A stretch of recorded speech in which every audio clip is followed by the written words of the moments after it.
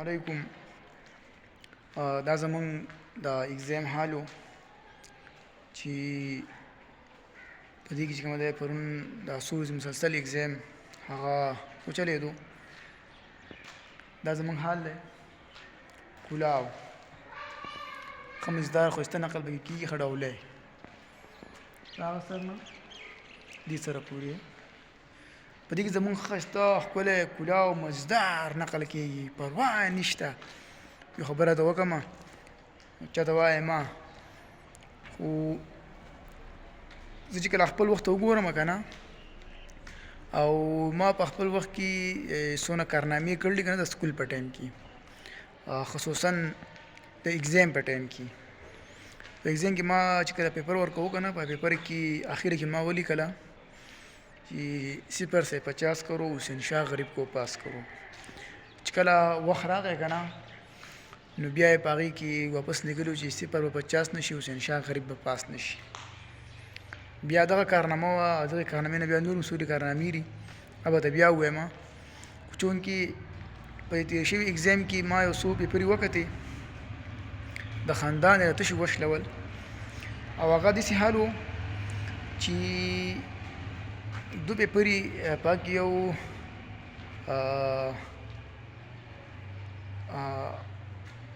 خانداني خادمه غلام یو کسي څیز و، نو د هغې په ځای باندې سټوډنټانو لیکلی و خانداني غلامان.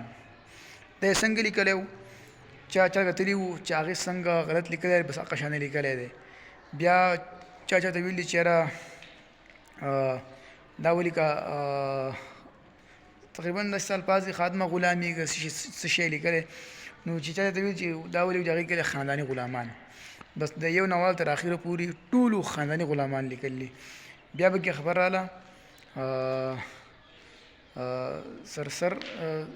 سر سید احمد خان که غالبا څه څیز و، ساري داسې څه څیز و، نو هغه سر سید احمد خان چې کومه دی هغه خلکو لیکلی دی، تش هم د خاندانه وشلېږي، ویډیو ګورئ خامخا وګورئ.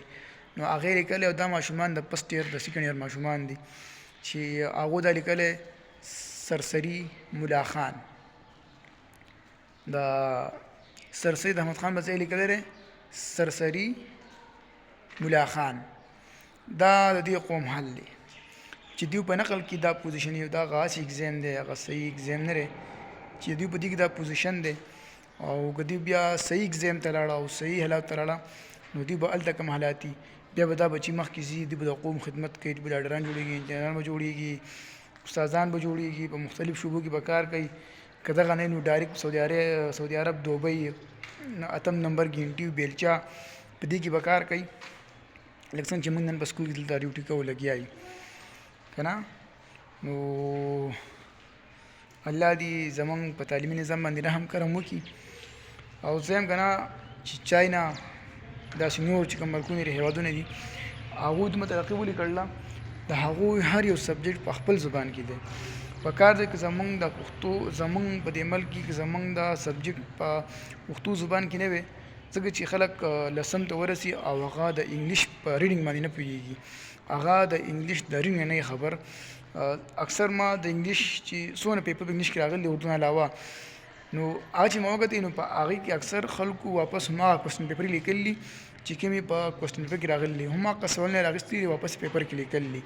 هغوی موږ نه راځي، موږ څه وکړو. بیا زه یم که دا هر څه بالفرض پښتو ته ناړم چې کم سے کم دا سبجیکټ چې دا کم سے کم اردو ته واوړي، دا هر څه په اردو کې شي، نو زه یم هغه وس به لرې نه چې پاکستان به ډېره زر ترقي وکړي او دا قوم به ډېر زر مخکې لاړ شي.